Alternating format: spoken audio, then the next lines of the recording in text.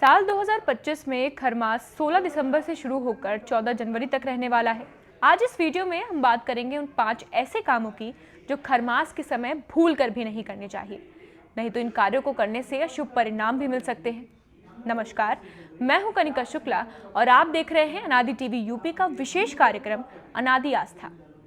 आपको बता दें कि पौराणिक मान्यताओं के अनुसार खरमास एक विशेष अवधि होती है जब शुभ कार्यों और मांगलिक गतिविधियों पर रोक लगा दी जाती है। इस समय कोई भी मांगलिक कार्य नहीं किया जाता। खरमास की इस अवधि को कुछ ऐसे काम होते हैं जिनसे परहेज करना बेहद जरूरी माना जाता है।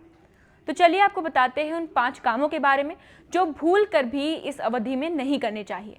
और हाँ, वीडियो को आखिरी तक जरूर देखें क्योंकि आखिरी में हम आपको बताएंगे वो 5वां काम जो बेहद जरूरी है और वर्जित माना जाता है इस पूरे खरमास के महीने में। तो चलिए शुरू करते हैं। सबसे पहले आता है विवाह और सगाई। इस अवधि में शादी, सगाई या किसी नए रिश्ते की शुरुआत करना अशुभ माना जाता है।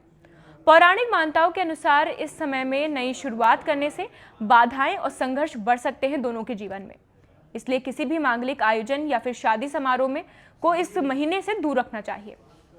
दूसरा, गृह प्रवेश। नए घर में प्रवेश करना, घर की नींव रखना या फिर नया मकान खरीदना इस समय बिल्कुल वर्जित होता है।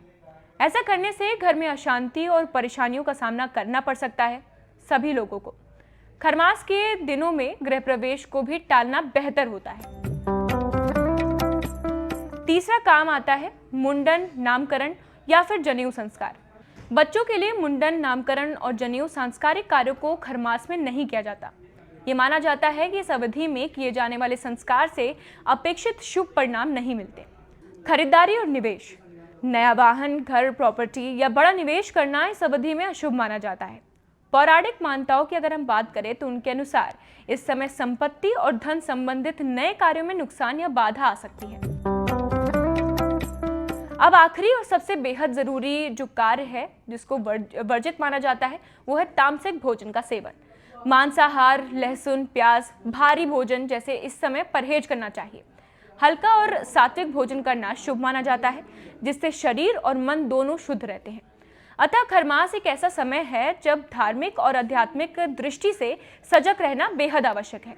पौराणिक मान्यताओं के अनुसार इस अवधि का सही पालन करने से जीवन में सकारात्मकता और मानसिक शांति बनी रहती है।